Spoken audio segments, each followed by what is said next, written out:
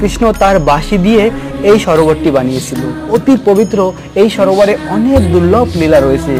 শ্যাম সুন্দর কৃষ্ণ প্রতিদিন দুপুর 12টার সময় রাধারানীর সঙ্গে এই স্থানে মিলিত হয়। আর একবার রাধা কৃষ্ণ কুসুম সরোবরের এই সুন্দর স্থানে বসেছিল। তখন খুব সুন্দর মৃদু মৃদু হাওয়া, বসন্ত ঋতু, পাখিদের ডাক, ভ্রমরের গুঞ্জন, ময়ূরের নৃত্য, আর সেই সময় মৃদু মৃদু হাওয়া বইছিল। আর তখন রাধারানীর কেশ খুলে গিয়েছিল। আর শ্যাম সুন্দর কৃষ্ণ রাধারানীকে বলেছিল, রাধা তুমি আমার কাছে আসো।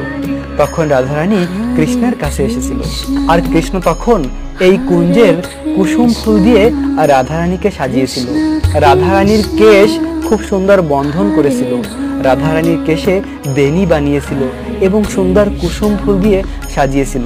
প্রিয় ভক্ত, এই স্থানে খুব সুন্দর কুসুম ফুল ফোটে, তাই তো এই সরোবরের নাম হয়েছে কুসুম সরোবর।